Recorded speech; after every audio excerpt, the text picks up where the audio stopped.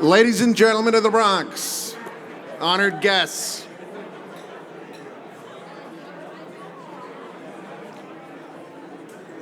please bring your attention to the front of the room, our video screens, where we will hear the Cardinal Hayes High School bring us the national anthem of the United States. Excuse me, the video's on. Okay.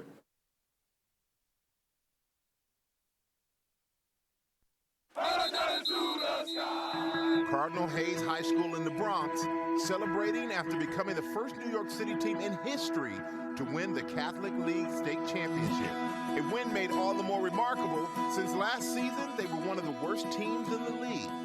We were 2-8. The kids battled, but we made a lot of young player mistakes. The morale was very down after the season, with even people referring to us as like one of the worst teams in the program history. They had a lot to prove and a lot stacked against them. For starters, this was their weight room in the off-season, outside and caked in rust, while their indoor gym was finally being renovated. And their inner-city practice field, wedged between the school and the Metro North train line, came up just a little short. You're running to get to the 50, the 40, the 30, the fence. You said quite a few prayers that a kid stopped in time. Kick off! Kick off! It was playable, at least until it got dark, because the field has no lights. To finish practice, the team would walk 10 minutes along the train track to a borrowed field. Having to walk from another field to another field was just something that other teams don't do. And their game field, a public park maintained by the city, deemed too unsafe for official play this season. There's just a ton of good-sized divots. There's a wave in the field right now. It's obviously not safe. So they would spend their entire season playing games on the opponent's turf. The city telling us it continues to explore ways to maintain the field. The vast majority of our opponents are sprawling campuses and have plenty of facilities, and we have to make do. And it's, it is what it is. We're located in the poorest congressional district in the nation. Most of our students come from the surrounding area. And one thing we're guaranteed is we're going to get knocked down. The question is how we respond. Let's go, come on. Refusing to let their circumstances define them, they dug in and got to work. During the off-season, training in the hallways. Higher, higher. We all knew what we wanted. We might not have the most money out of everybody in the league, but I feel like we just have to outwork them, and that's what our coaches really told us a lot. And turning those obstacles into the strengths that defined them, starting with their outdoor rusty weight room. Whenever it rains, probably add in incrementally pounds to that weight that just made us stronger. They say that nighttime walk helped the team bond, and the extra time spent traveling to all those away games crammed into these rundown buses. We would enjoy each other's company. We'd be thinking about all the stuff that we need to do to be successful that day, and we go on the field and perform. Phelan has room in front of him. He takes it. Pater! Touchdown, Cardinals. I'm watching, I'm like, these guys are going to be dangerous, man. Cleveland Charlton racing down the sidelines, and it'll only take 2 plays. It was magical, to say the least. Taking the city championship, and of course, that state title. Kenneth Antoine takes it to the house. Nothing that we didn't have impacted us. You can't be mad at the things you can't control. You're not your circumstance, and you can overcome always if you just have faith and believe. For reminding all of us that we can be greater than our surroundings. Cardinal Hayes High School, you are our ray of sunshine.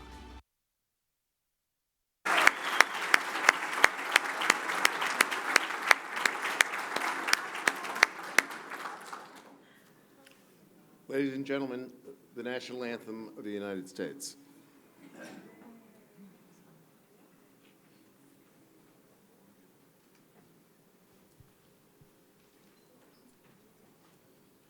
Oh, say, can you see by the dawn's early light what so proudly we held at the twilight's last gleaming, whose bright stripes and bright stars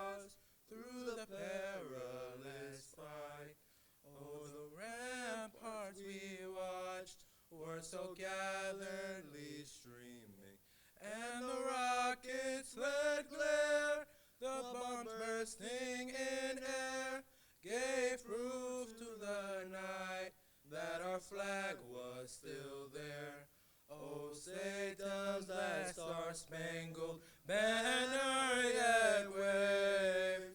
Oh, the land of the free and the home of the brave. Play ball.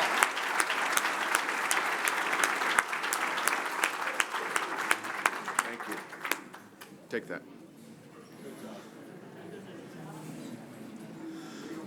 Cardinal Hayes High School Band, thank you very much, gentlemen.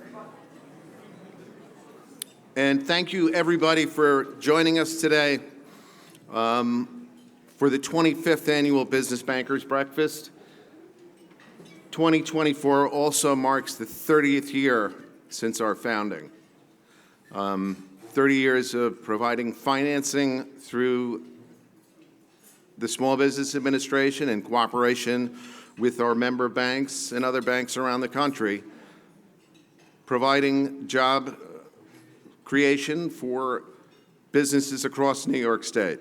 But we particularly have done a fantastic job right here in the Bronx. I'd like to thank all the sponsors today. First of all, J.P. Morgan Chase,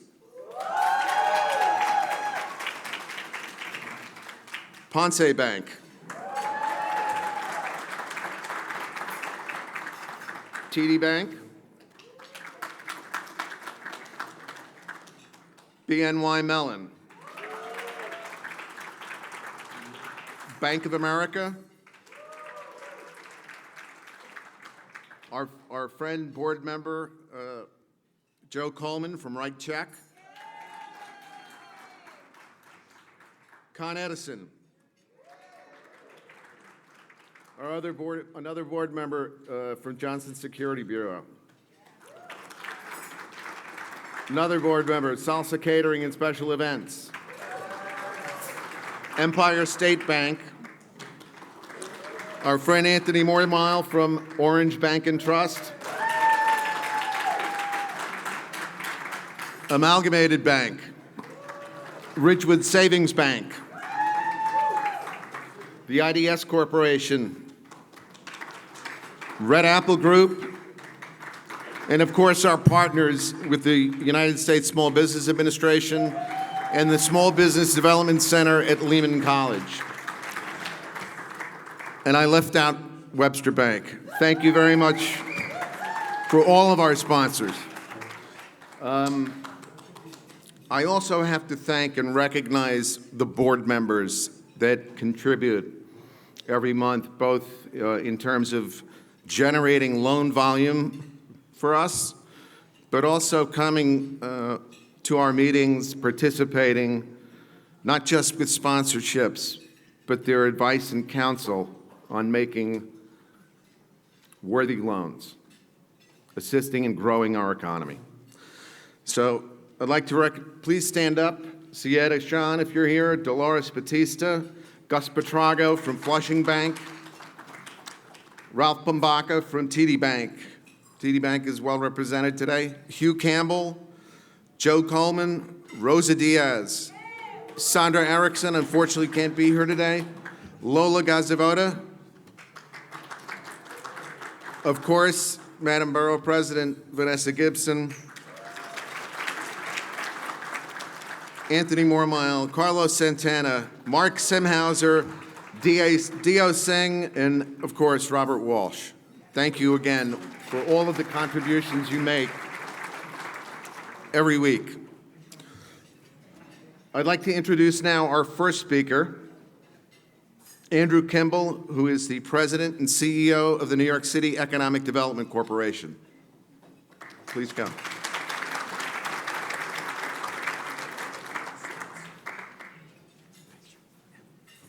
Good morning.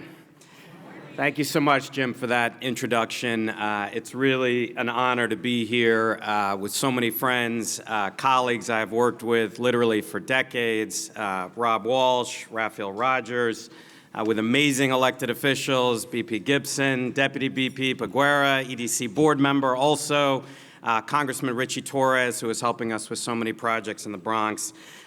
This is the kind of event, in my view, that makes New York City great. The private sector coming together with the public sector. It is what Mayor Adams is all about. We do not celebrate our private sector enough in New York City, particularly our banking community, because the kinds of economic development projects we all care about do not happen without you. So big thanks to the banking community and all the sponsors this morning.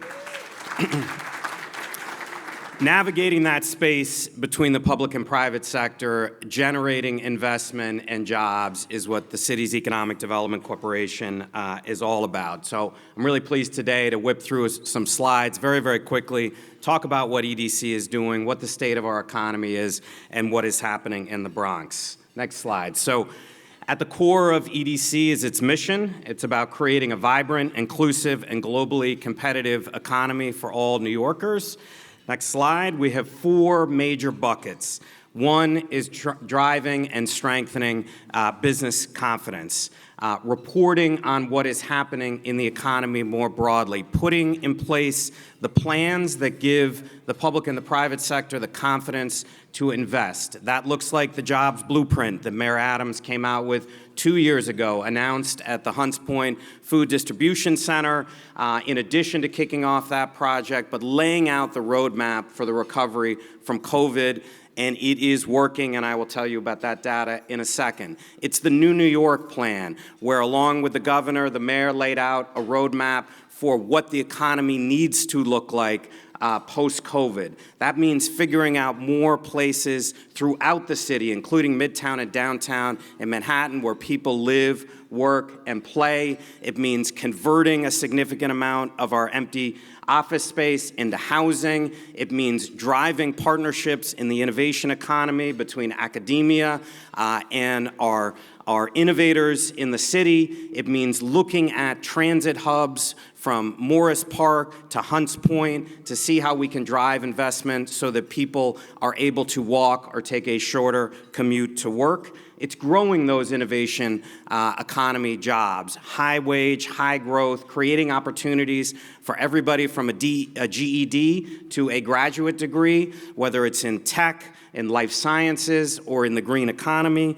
It's building those neighborhoods where people live, work, and play, and it's delivering in infrastructure. Very few people know that EDC has over $9 billion of infrastructure projects, including projects like the rehabilitation of Orchard Park Beach.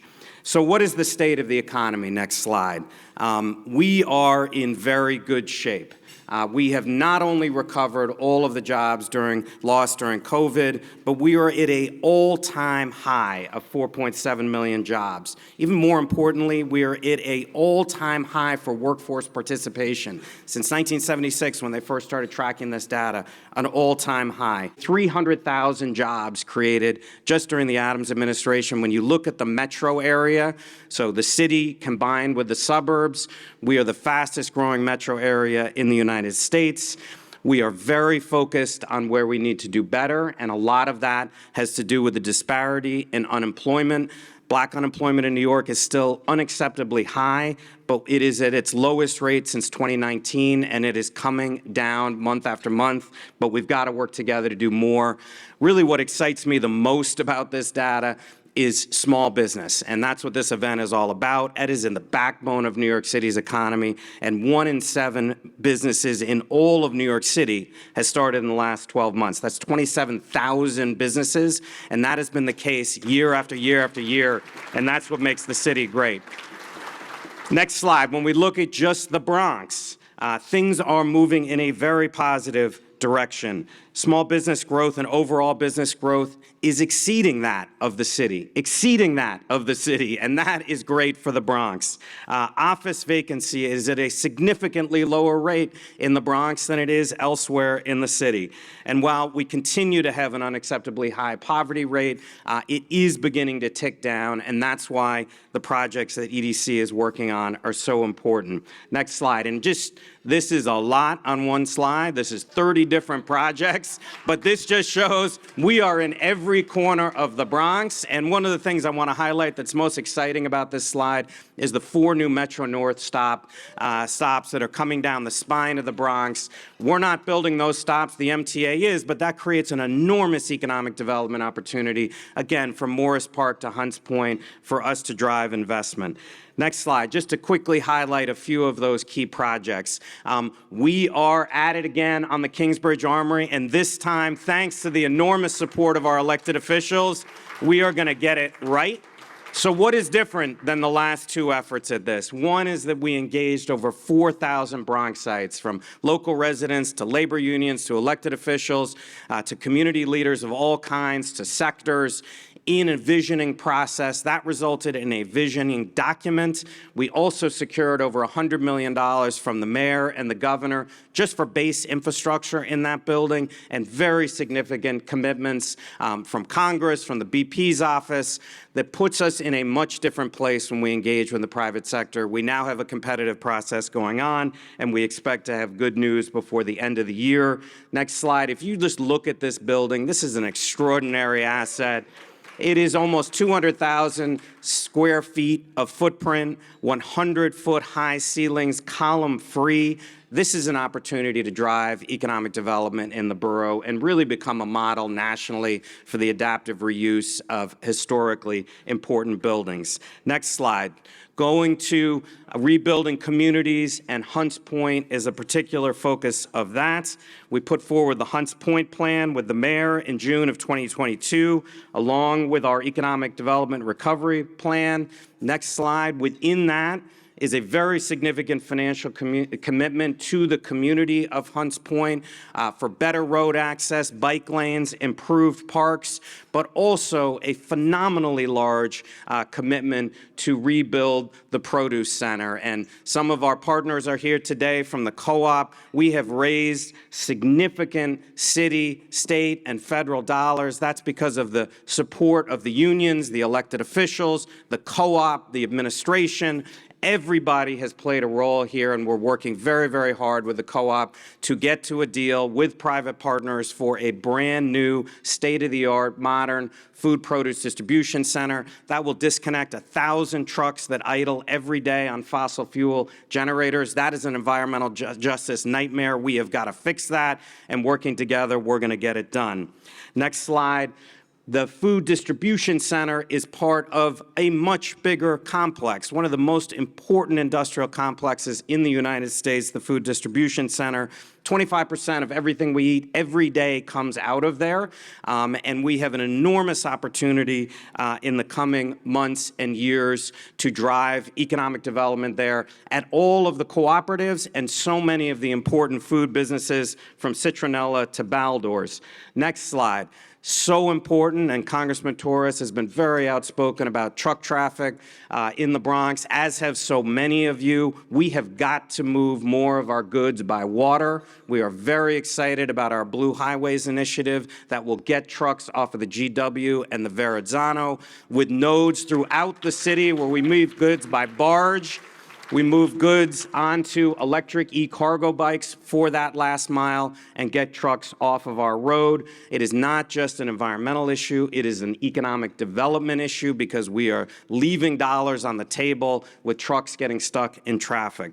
Next slide. We do very, very important work also in the housing space, and we're so thrilled that our partners in the state adopted so many of the New York initiatives around housing, a new 421A program, the ability to remove the 12 FAR cap to convert underutilized office space into housing. And one of our most important projects in the Bronx is the Spofford redevelopment, a really unique public-private partnership that brings not only affordable housing, but industrial jobs to the community, and taking a site of pain and despair into one of hope in the future. And again, huge thanks to our partners. Next slide. Bronx Point also, you look at what is happening along the Bronx River in the South Bronx. It is extraordinary, all the way up to Yankee Stadium, thousands and thousands of new housing units, and Bronx Point is one of them. And the Hip Hop Museum will be opening up there next year. We are very excited about that project.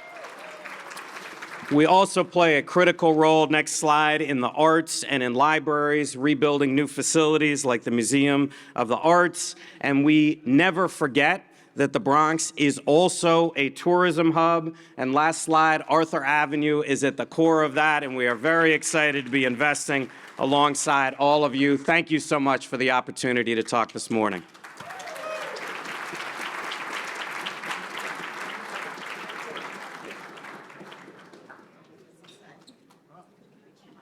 We can't let you leave without the official. All right.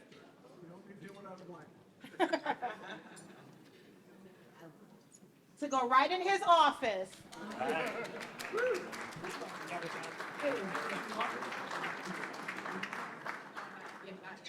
you go. The Bronx.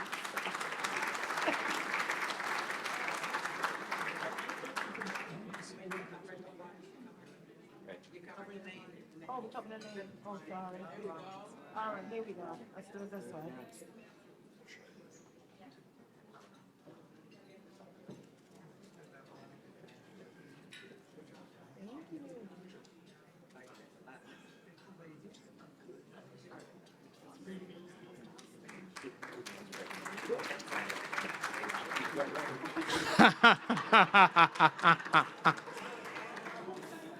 Thank you, President Kimball.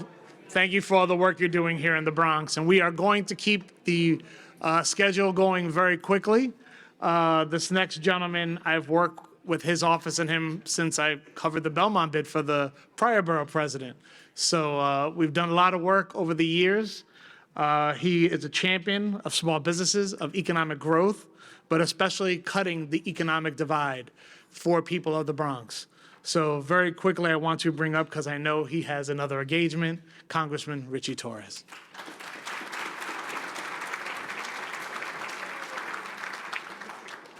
Good morning, everyone. It's an honor to be here. I've only been in Congress for 2 terms, but it feels like I've been in for 20 terms. If someone had said to me, if someone had said to a 13-year-old version of myself, Richie, you're going to be a member of Congress during a global pandemic and witness an insurrection against the U.S. Capitol, and then vote to impeach the host of The Celebrity Apprentice, and all of that would happen within the first 2 weeks, I would have said, that sounds like a movie. And then during my second term, I lived through the first ever vacate of a House Speaker in the more than 200-year history of the House of Representatives. So it's been unusually eventful, but it's an honor to serve the people of the Bronx in the House of Representatives. I'm grateful for the partnership of BICNY, the Bronx Borough President, Vanessa Gibson, BXCDC, not BOEDC. And I'm proud that I was part of a partnership with all of their offices to establish a $10 million loan fund for small businesses here in the Bronx with a 90% federal loan guarantee from the federal government. So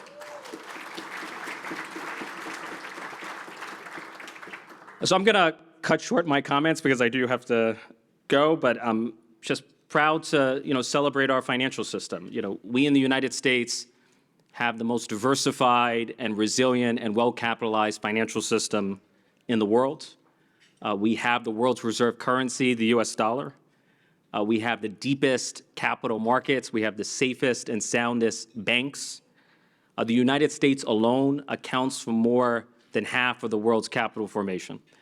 And so when it comes to achieving financial dominance abroad, the US financial system is succeeding to an extent that we've never seen before.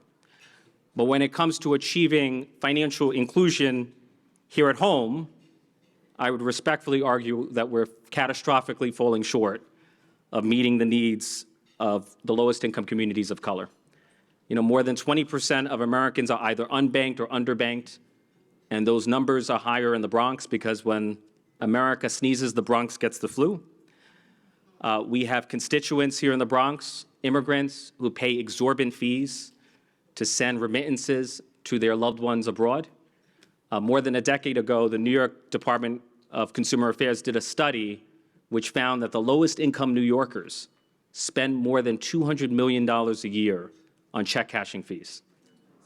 And in two neighborhoods in particular, the Southeast Queens and the South Bronx, low-income New Yorkers spend more than $20 million a year on check cashing fees. And that was more than 10 years ago. So you imagine the burden is even greater today. You know, I'm hopeful that there are innovations like stablecoin and blockchain that could revolutionize the payment and remittance system. And keep in mind that the payment system processes more than $100 trillion in transactions every year. So an innovation like stablecoin, is that my theme song? An innovation like stablecoin can digitize the dollar. Blockchain can enable real-time transactions. And the combination of stablecoin and blockchain has the potential to create a better, cheaper, and faster payment system for the lowest income New Yorkers. And of course, the most common complaint, you can feel free to boot at that if you want. The most common complaint that I've heard from businesses and households is access to credit. You know, the people of the Bronx face deeply entrenched barriers to accessing credit, and part of the problem is credit reporting. You know, I have constituents who have paid their rent, their bills on time and in full, reliably for decades, who have shown themselves to be trustworthy, and yet none of that is factored into their FICO score. None of that is factored into their credit score. And without a credit score, you have no access, you have no means of accessing credit. And so if we were to incorporate alternative data about rents and utilities into credit reporting, we would render almost all of the American population credit scoreable. We would dramatically expand access to credit in places like the Bronx. So the adoption of alternative data is a priority of mine as a member of financial services. You know, that when we think of the Bronx, what often comes to mind is the poorest county in America. And for me, the greatest legacy of the Biden administration was the expansion of the child tax credit, which cut child poverty by 50%, not only in the Bronx, but throughout the country. Now, the child tax credit was left to expire in December of 2021 because of the Republicans. But under the original expanded child tax credit, families with children would receive up to $300 per child every month. The child tax credit brought economic security to 60 million children in America. It is hard to imagine a policy that has had a deeper and broader impact in lifting up our children than the expanded child tax credit. Now, poverty is poison to the brain. You know, back in 2008, there was a famous headline in the Financial Times which read, "Poverty in early childhood poisons the brain." We know that if you're a child who's born into poverty, the consequences will haunt you for the rest of your life. It affects your attendance rates, your test scores, your graduation rates, your employability, your lifetime earnings. And so if we can lift children out of poverty, we can change the trajectory of their lives. According to the National Academies of Science, Engineering, and Medicine, child poverty costs the United States up to $1 trillion in lost productivity every year. And for every public dollar that we invest in reducing child poverty, we generate $8 in returns. And so child poverty reduction is the ultimate force multiplier. And so I'm one of the co-leads of legislation known as the American Families Act, which would restore the expansion of the child tax credit so that we can radically reduce child poverty in places like the Bronx.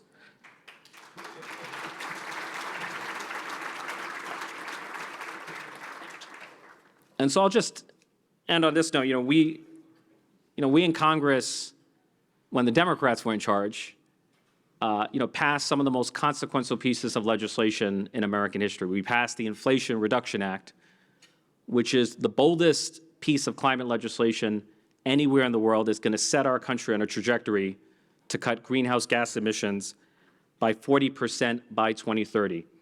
And under the Inflation Reduction Act, my office assisted Fordham University in securing a $50 million environmental justice grant, which may be the largest environmental justice grant that a Bronx-based institution has received to distribute throughout Region 2. And so under the Inflation Reduction Act, the Bronx is no longer an afterthought for the federal government.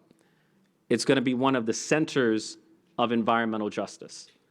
You know, whether it's reimagining the Cross Bronx Expressway, or developing the Hunts Point Terminal Market to be greener and cleaner, or siting 4 new Metro North stations in the Bronx, the borough president and I are sending a powerful message that the Bronx is no longer burning, it is booming, it is greening, and as the Bronx goes, so goes the rest of America. Thank you.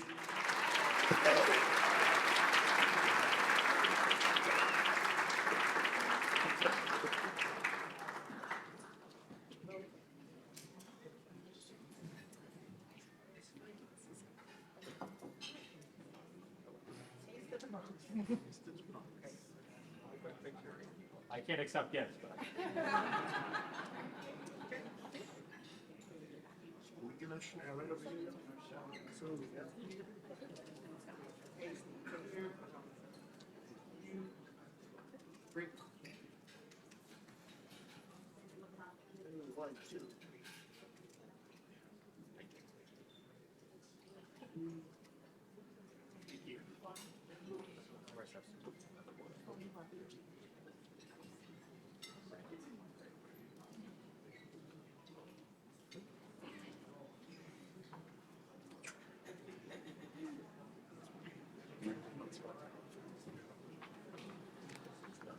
So very quickly, we want to thank the Congressman for his time. Our year this year, his hands are all over it with a bunch of different initiatives, the $50 million fund that we got from the EPA. We are actually the back office for Fordham University. To actually help be a part of that was amazing. So we want to thank him for his help, and thank you for all the work you do, Congressman Torres. Now we have a special announcement, and we want to bring up get my notes right, correct? So we have a partnership between one of our community banks, Ponce, and BNY Mellon. This is something that has not happened before. I believe there's only one other group in South Carolina that is part of this. So first, I would like to say thank you for your work with Ponce. As a member of this community, what you're doing is outstanding. So I want to bring up Jay Coffey from BNY Mellon to, I guess, let's start this announcement.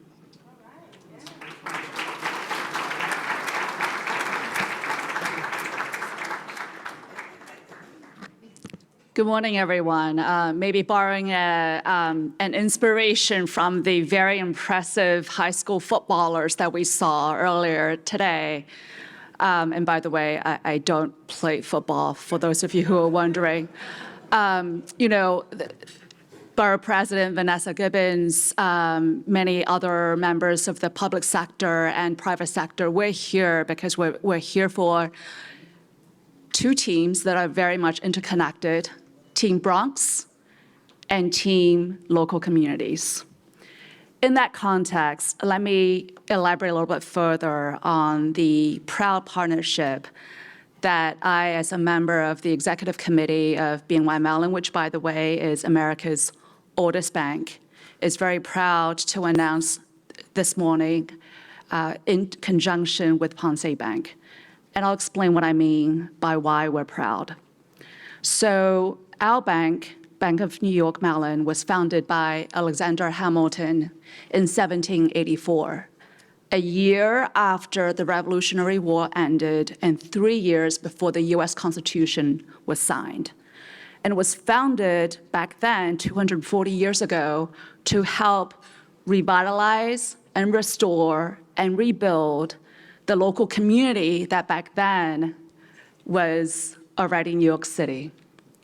Shoring up the smaller businesses, restoring and transforming the economy, and building New York City into what it is today. And we're very proud, as America's oldest bank, to now be servicing nearly 20% of the world's investable assets.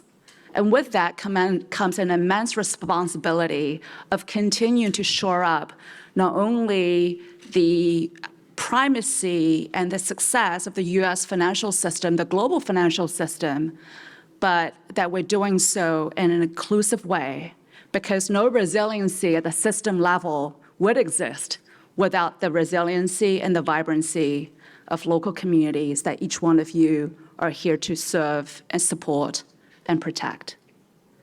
So with that, let me just explain a little bit more about the partnership and what that is.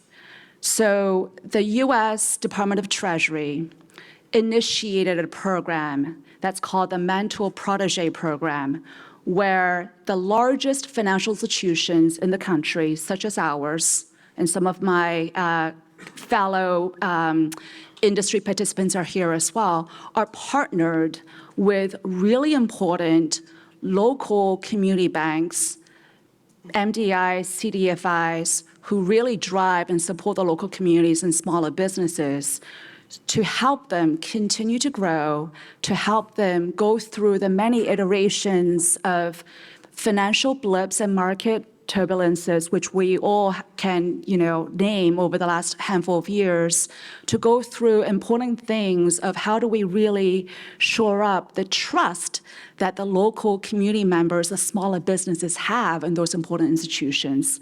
And by the way, this is not just a one-way street of learning or partnership. I personally am looking forward to learning as much from my colleagues over at Ponce Bank. And speaking of my colleagues over at Ponce Bank, the chairman of the board and many other members of their senior leadership team are here with us today. So I look forward to coming back, perhaps on the 26th anniversary of this great annual tradition, if I'm invited back, to report back on the progress of our partnership. And I look forward to hearing even more about the progress that so many of you are building and supporting in terms of the vibrancy of the Bronx. So with that, thank you.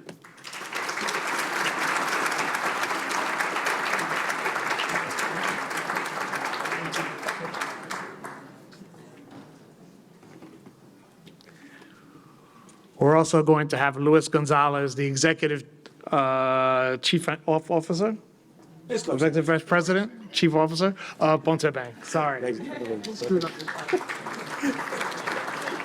Morning, everyone. Really excited to be here. First, Bronx Borough President Vanessa Gibson, have to give a big shout out because what you've continued to do and propel for the Bronx has been amazing. I know we've partnered up on tons of events. You're always having fun at our booth and hanging out, and we just really appreciate it because the energy you bring, the excitement, that's what the Bronx needs. That's what's building us back up. That's what's getting us to where we need to be. Thank you. So as part of this partnership with BNY Mellon, this is under the Treasury Department's Bank Mentor Protege Program. And we're really excited about this. No other bank has been introduced into this program in over approximately 2 years. And so Ponce Bank is really excited. Has a CDFI, has an MDI. We want to show the commitment to the Bronx, to New York City, of putting the money, the capital back into our communities. And that's been our focus. We're $2.8 billion partnering up with the oldest bank in the United States.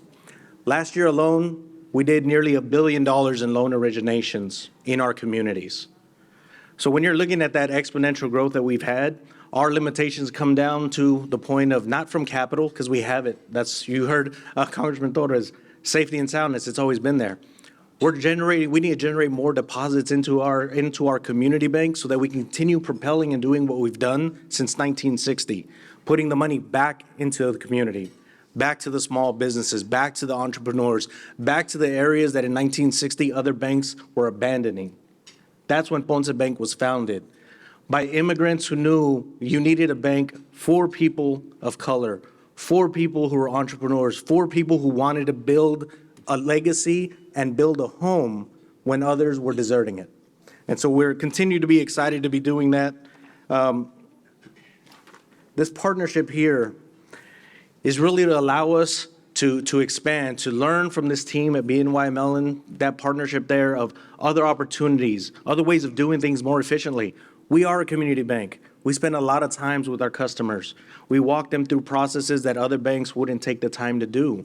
Now, partnering up here, giving us more tools to be able to do this more efficiently, more effectively, to lower that cost of origination so that we can pass those savings on to our customers, to our communities. And that's what we're very excited about this here.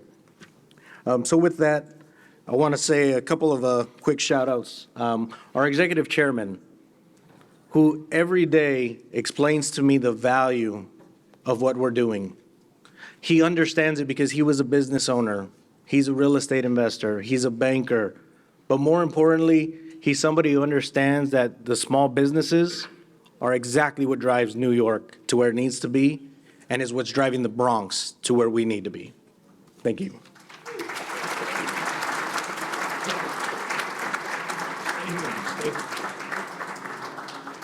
I'm going to invite Jay back up and the borough president, and we want to give them a citation for their participation here during Bronx Week and with our friends at Ponce Bank.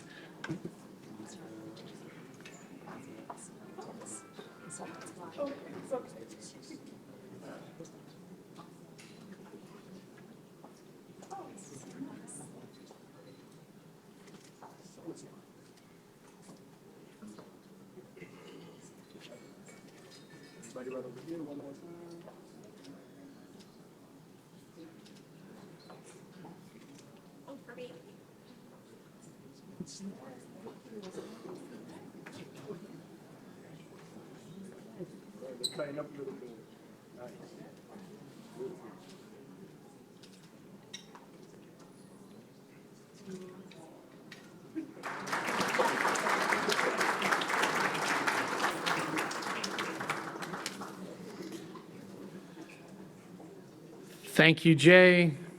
Thank you, Luis. Thank you, Ponce. Thank you, BNY Mellon. And now I don't think this person needs much of an introduction. Rob Walsh and I did the 5K at Bronx Community last week, and we joked, I think she ran the race before the rest of us because she's everywhere all at once. I want to bring up our 14th borough president and our champion, Vanessa L. Gibson.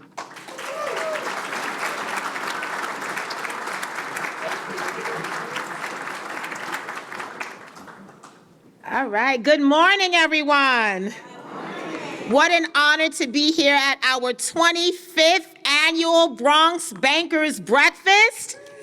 We say welcome, bienvenidos a todos. Good morning to each and every one of you. We are so excited to kick off Bronx Week 2024. Our message is, we want more in 24. And you all are a part of that growth. And we are so excited to have you all here today. So as we celebrate Bronx Week, you know that we are the only borough that recognizes its own week. And because we are the Bronx, it is 13 days and not 7 days, because we are just that special.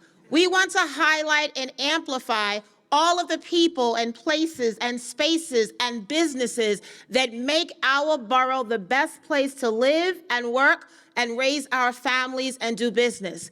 That is our intention, that is our assignment, that is our purpose each and every day. So I'm excited about Bronx Week and want to make sure that everyone has an opportunity to join us at any of the Bronx Week events. The website, www.ilovethebronx.com. Please make sure you check us out. We have an incredible array of activities through next Sunday, May 19th, but we are truly excited to not only represent you, but to represent 1.4 million residents that live in this borough, that work here, and that call this borough their home. So on behalf of our team, the Office of the Bronx Borough President, let me acknowledge my partner, my friend, mi amiga, who really oversees all of our economic development and small business work. She is a true champion for the Bronx. The best decision we made in our first week in office was to appoint an incredible deputy borough president in Janet Baguero.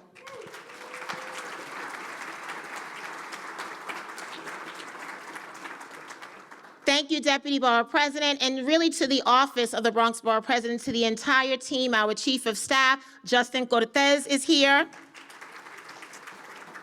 And to the entire office, we're so grateful. Of course, I have to acknowledge our partners at BICNY, the Business Initiative Corporation of New York. And let me recognize our very own president, Rafael Roger.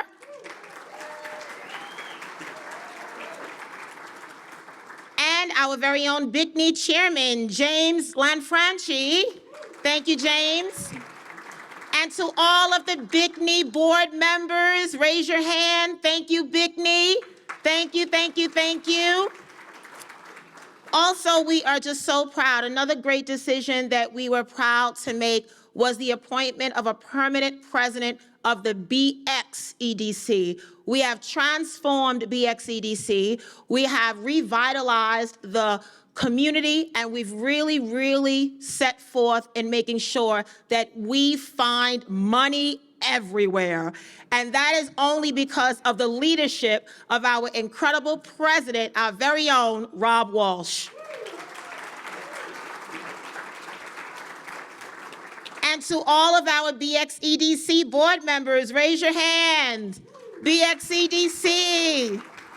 And to all the staff, we are so grateful. I draw your attention to something that highlights all of the BICNY and BXEDC accomplishments, but Congressman Torres talked about our announcement last year of the $10 million Community Advantage Loan Fund Program. We are also working closely with our colleges and universities, and we had a $1 million Green Action Challenge program, thanks to the partnership with New York Power Authority, and we were able to award CUNY Bronx Community College with a $1 million check for a grant for energy efficiency and sustainability. We also are grateful working with Governor Kathy Hochul and our partners at the Department of State. Our former director, Robert Rodriguez, was incredibly supportive, and we have a $1 million storefront downtown revitalization initiative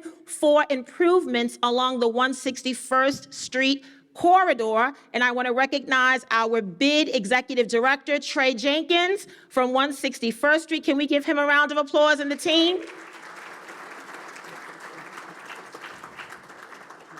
We were also a key partner with Fordham University for a $50 million EPA grant to address air pollution and other environmental issues that we are facing right here in the Bronx. We're working closely with New York City Small Business Services with our bids in getting money to support all 12 of our business improvement districts. We are revitalizing our very own Bronx Walk of Fame, which is along the Grand Concourse, over 145 past inductees that we're going to transform and upgrade the Bronx Walk of Fame along the Grand Concourse with a brand new app. Some of you may have heard my voice on 1010 Wins News. We have a new segment called The Bronx Beat, and it is an initiative with the Yes Network and 1010 Wins, which highlights our borough's greatest attractions, hidden gems, small businesses, parks, landmarks, and all of the great things that are happening. We are excited, and the Bronx is ready for business. The Bronx means business. Just last year, we had our state comptroller, Tom DiNapoli, visit us in the Bronx to give an economic forecast of what our borough has done. And we found out what many of us already know, that jobs are up, wages are up, and the Bronx is back. During the height of the pandemic, our unemployment rate was 25.6%. And today, ladies and gentlemen, I am here to tell you in 2024, because we want more in 2024, that our unemployment rate is at 6.6%. That is incredible. And that is truly attributed to all of you, to your tenacity, to your resilience, to your commitment, your consistency, your compassion, your dedication, your love of the Bronx. We will not allow anyone to tell our narrative, but rather we will reshape this borough when it comes to economic development and access to capital and loans and grants and technical assistance, supporting local jobs and pathways to economic prosperity and building the next generation of leaders, investing in generational wealth. So many opportunities that many of you are a part of today. We have to keep going. I am excited and energized every day to represent this borough, and I will never allow anyone to talk about us in a negative way when we are doing so much positive. So it's important. It's important for us to make sure that we are on this path together because we have so much in common. And the financial sector is a part of that, supporting the CDFIs and MDIs, working with our partners at SBA and the Empire State Development, the Department of Financial Services, NYC Small Business Services, NYC Economic Development Corporation. Did you see the PowerPoint that President Andrew Kimball talked about? All of those projects we are part of, reimagining the Kingsbridge Armory, the work at La Peninsula, the work at the Hunts Point Food Distribution Center, from the meat market to the fish market to the produce market, the 4 Metro North stations, $3 billion invested in the Bronx, housing, commercial revitalization, Orchard Beach, $100 million renovation. I can go all across the borough, neighborhood by neighborhood, and tell you amazing things that are happening. But you already know that because you are a part of it. Our banks, our financial institutions, community partners, thank you for never giving up on the Bronx. It matters. This work must make a difference. It must leave an impact for the next generation of small business owners and leaders and entrepreneurs. That is what we believe in. That is how you achieve economic prosperity. So I hope everyone is energized just like I am, because exciting things are happening in our borough. And with that, I want to recognize and call President Rob Walsh, because you already know that we will never leave any money on the table. So we have an exciting announcement. I'd also like to ask President Rafael Roger to join us. And before I do that, let me acknowledge again our elected officials and partners in government who are here with us. We want to say thank you again to President Andrew Kimball, the President and CEO of New York City Economic Development Corporation. I want to recognize our Upper Manhattan and Bronx Director of New York City EDC, Fernando Ortiz, who's here today. Thank you, Fernando.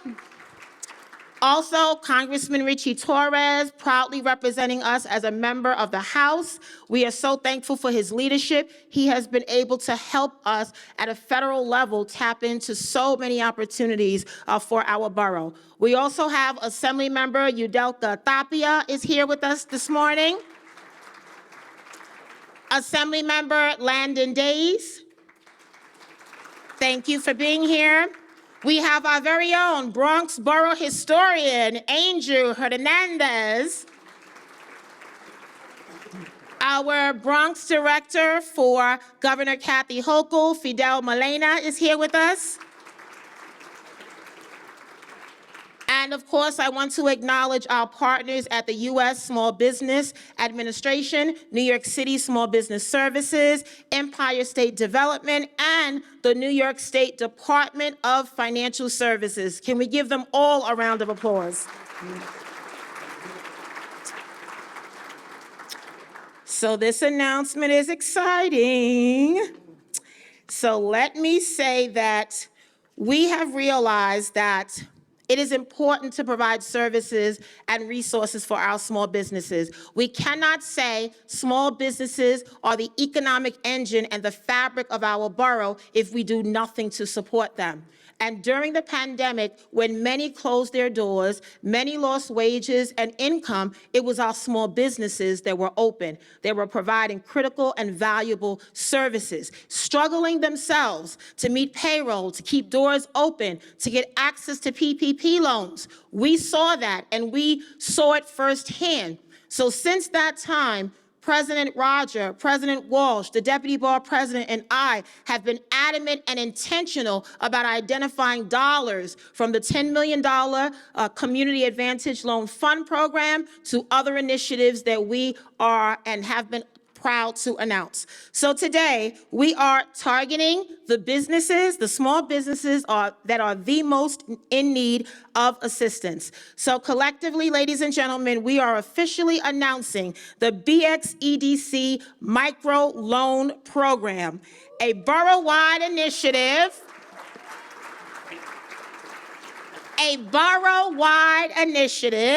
that will give loans up to $50,000 at a rate of 5% with flexible terms. It is being done through the Bronx Revolving Loan Fund, and we are asking anyone with an interest to please visit bxedc.org. We will have more information on this microloan program, but let me tell you, this was because of the leadership of both presidents at Bickney and BXEDC that we were able to find money that was not spent. So guess what we're going to do? We're going to spend the money, right? And we're going to spend it right here in the Bronx. That is what leadership is about. That is what collaboration is about. That is what investment is about.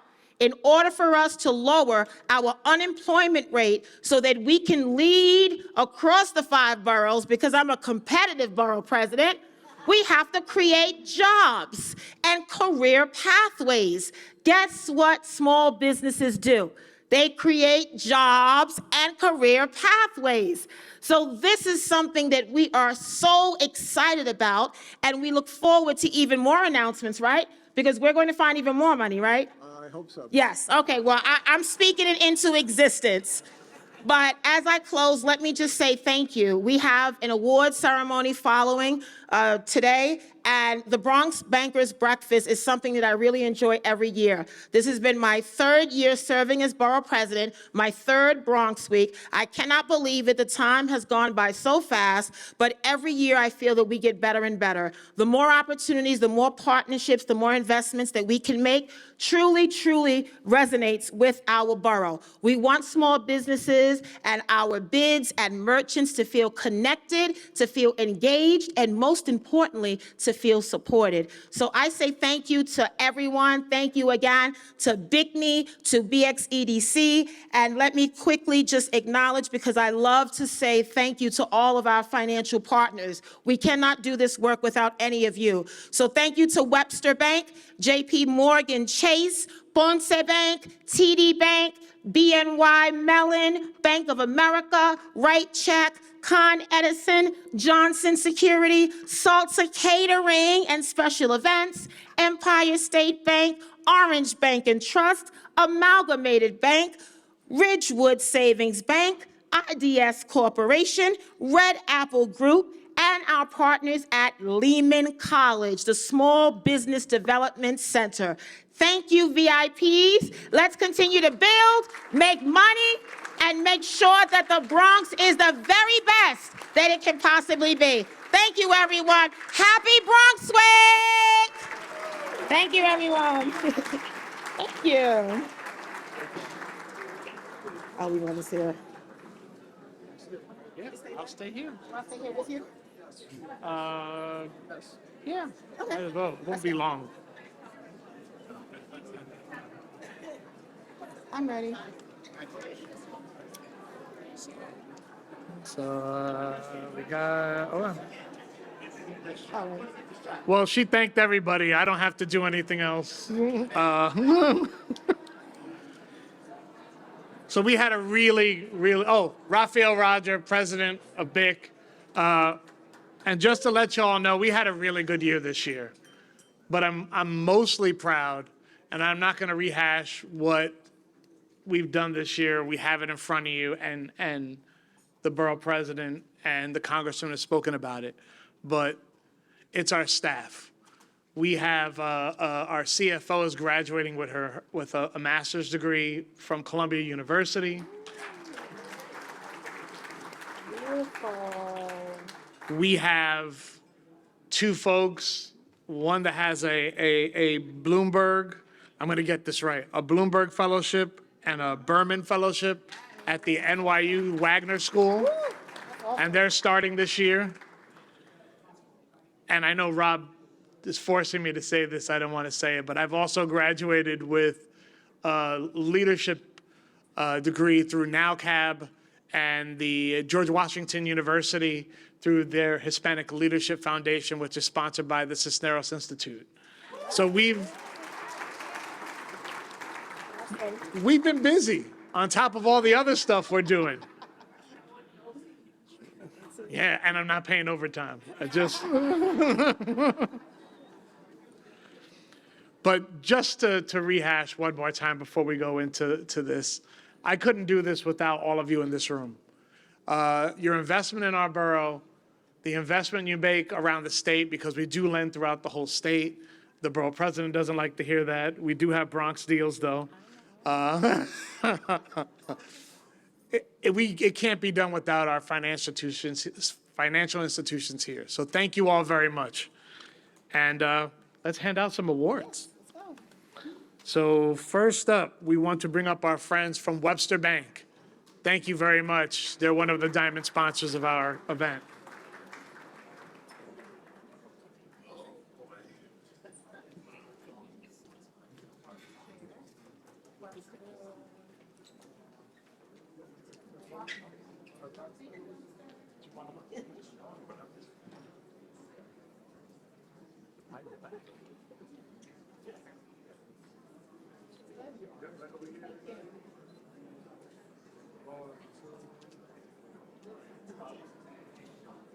Feel some reflections. Do you need it? Yeah, that one. Yes. Damn, that's a perfect. Excellent.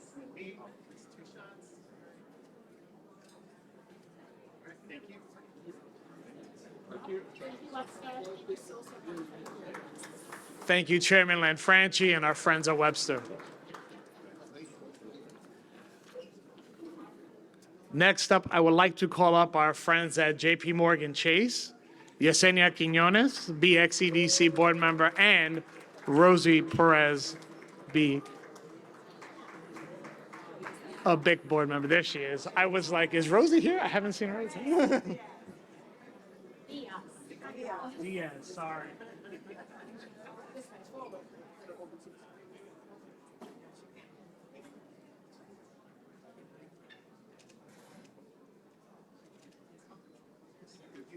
Lean it forward, yeah. Reflection. Good, perfect.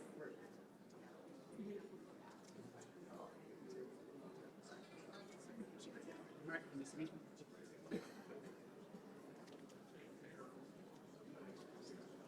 you.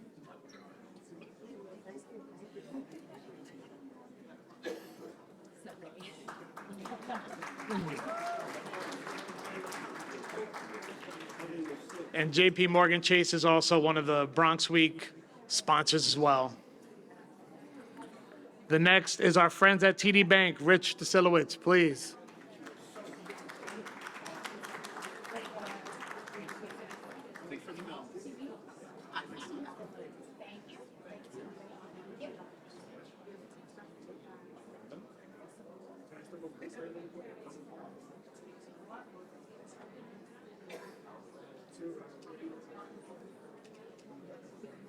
You lean it forward, please.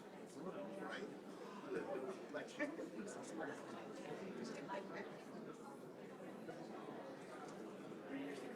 Yeah.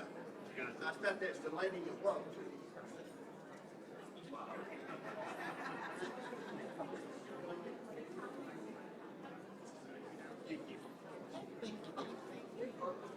everything. And finally, our friends at Ponce Bank, Madeline Marquez and team.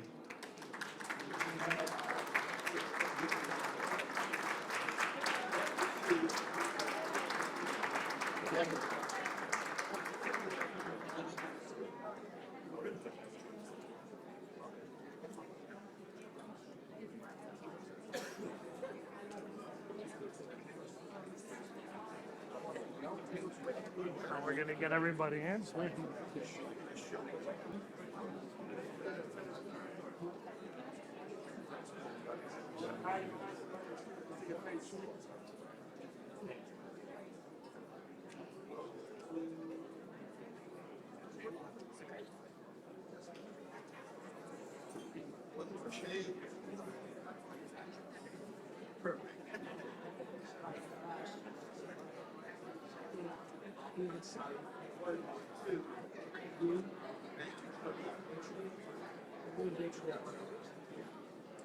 Thank you. Yeah, she'll be back.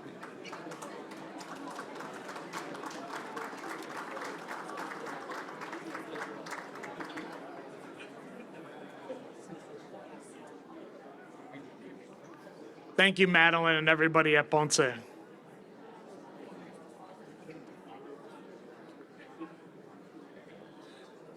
Now, these awards now are for our banking partners that help us throughout the state to invest in our small businesses. And this next award goes to a bank that's become very close to our heart over the years. This one is called the Terrence Martin Award. It is a fleet banker who was one of the founding members of BIC, and this award was named after him after his passing. And this year, that award goes to Empire State Bank. Staten Island's in the house. There they are.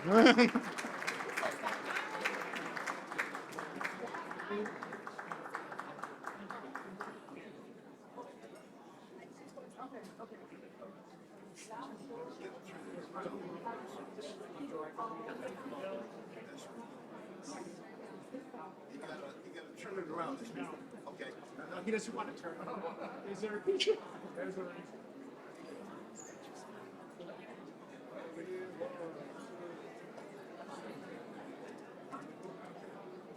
Okay, family. This way. This way. Thank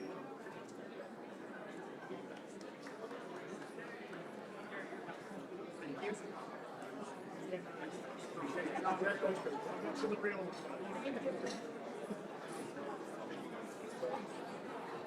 Thank you, Phil, and the team over at Empire State Bank. Is Jessica still around? I think Jessica Johnson already left. But this award is the Charles Johnson Award, which was named for her father, who was one of the founding members of the BIC board and the founding member of our marketing committee. He was basically one of the people that came up with putting this award together. The other one we'll be talking about shortly. So this award, the Charles R. Johnson Award, goes to Orange Bank and Trust. Anthony Mormile and team. Ryan, thank you for putting up with my craziness. Vanessa.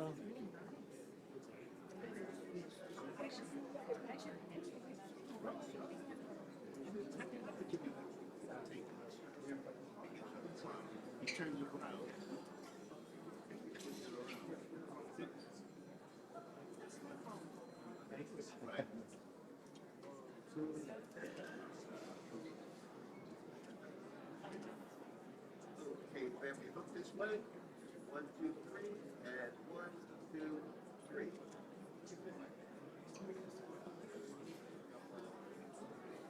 Thank you. Thank you, Ron.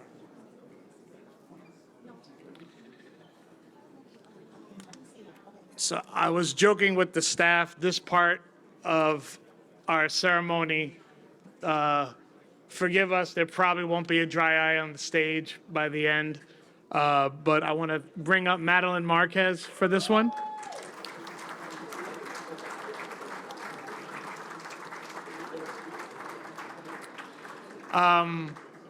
BIC would not exist without this person that Madeline is going to be talking about.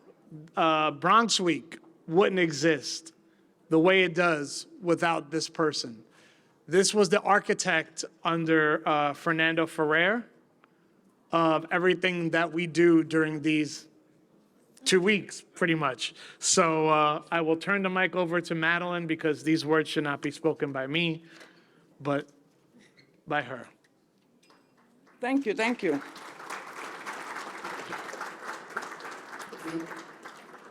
Firstly, to my wonderful board members in the back and any side conversations that you're having, this award is special, and the Bronx is special because it's the only borough that has a Madeline Marquez Award.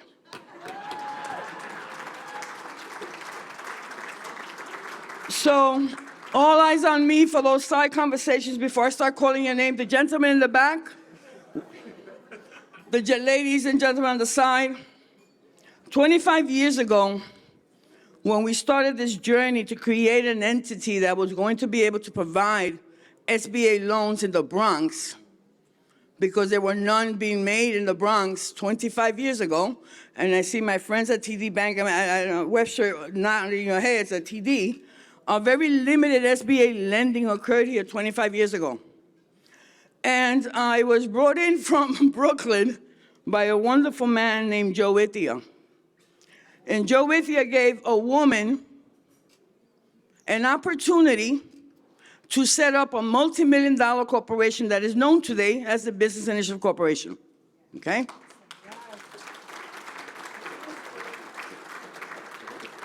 I want to thank you for having your forward thinking, because ladies in the financial industry, you will understand what I'm talking about.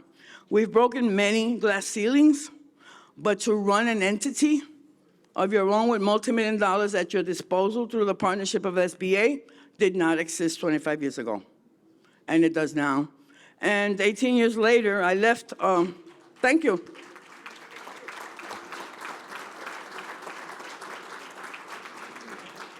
So I moved it along until it became a teenager. You know, it was a toddler.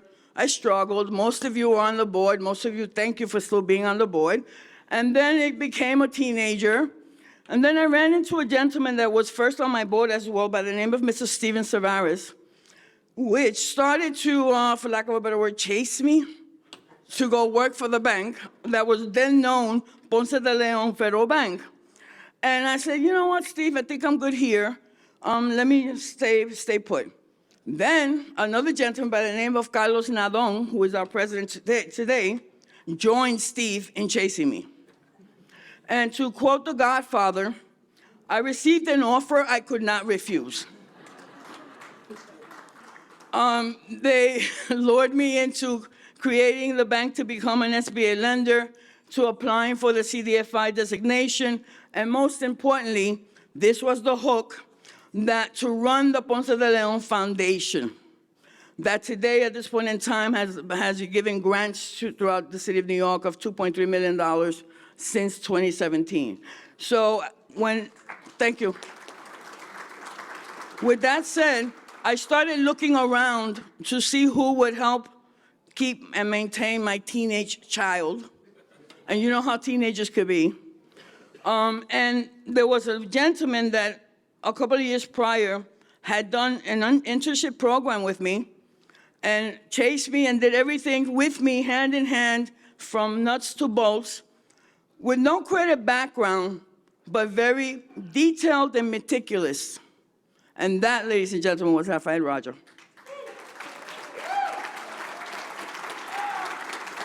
We figured that he could get the credit part. What I was looking for was someone that had the passion, that loved Bigney the same way I did, and that would take care of Bigney. Because when Joe Ithia set me to start this up, he gave me a mission. And he also, I remember back then, and thank you, You took a lot of heat for putting a woman in charge of this corporation. So the Madeline Marquez Award for this year goes to Mr. Joe Itia. Joe, thank you for all that you've done.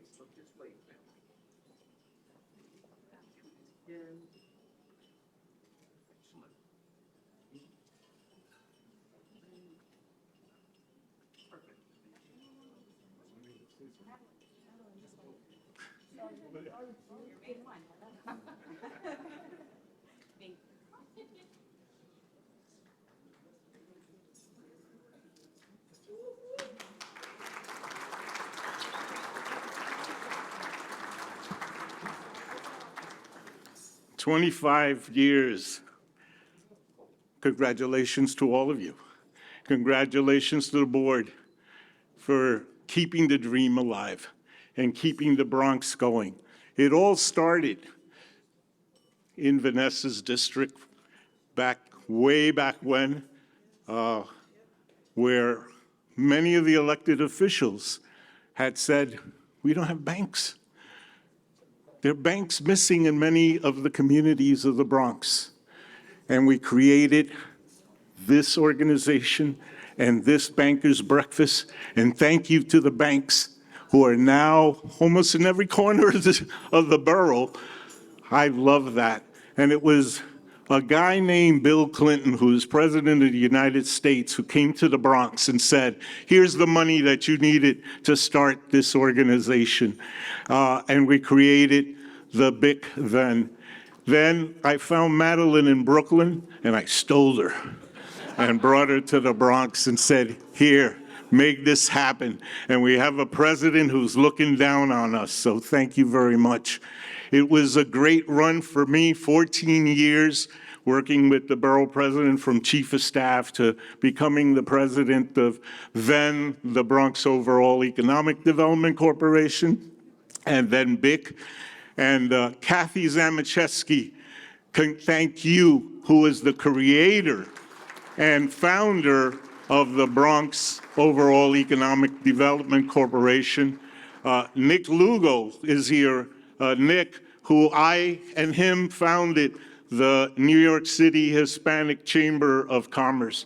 So I am very proud of my friends and the borough of the Bronx, my new family at Jacoby and North Central Bronx Hospital, where I spend my time now as chairman of the CAB of North Central Bronx Hospital. Thank you to you. That's my new family. That's where I hang my hat these days since I retired. And the greatest part of this Bronx County, aside from all of you, is the great borough president who I have admired, who I have talked to throughout. And I told her way back, the Bronx needed its first female African-American borough president. And I hope in the future, as she's now in the history books and she goes to the schools, and I tell kids, the first female borough president of the Bronx, that she will become the first female African-American mayor of the city of New York. That's my hope and that's my dream before God takes me. And thank you, Vanessa. During my trials and tribulations, I'm a cancer survivor. I retired.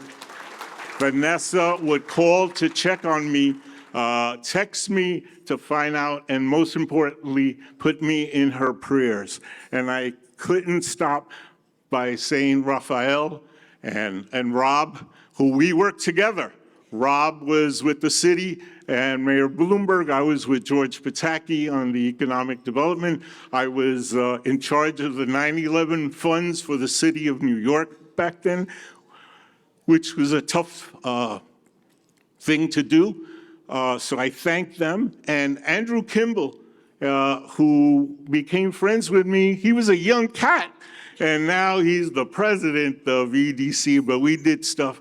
And lastly, my partner in life, Luisa, who has been taking care of me and keeping me alive along with my doctors, that I'm still here so that I can do something for the borough of the Bronx where I was born and live and still live here. And to you, all the bankers, thank you for what you have done, and keep hope alive and keep this borough president looking better than the other borough presidents, the other boroughs, okay? Thank you for this award, Madeline. Thank you to all of you.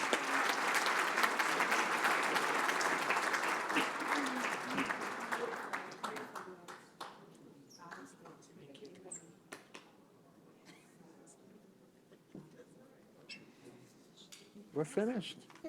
Finished. Thank you all. This was a tight program. I appreciate everyone coming down.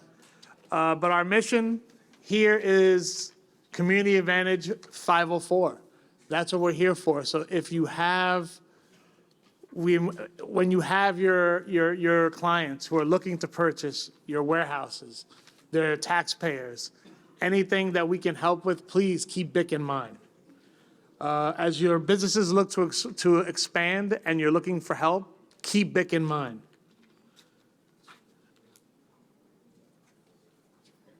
I want to thank our staffs. They came in super early this morning. The Bronx Tourism Council staff, BXEDC, my staff at BIC, the Borough President's staff, thank you all. I want to thank Phyllis Allende especially for putting up with my crazy. Luis and Andrew Berger, please, Delicioso Coco's here. Have one for me. And may you all have a great summer. Thank you for coming. Happy Bronx Week! Happy Bronx Week. See you at the ball. Yeah, See you at the ball.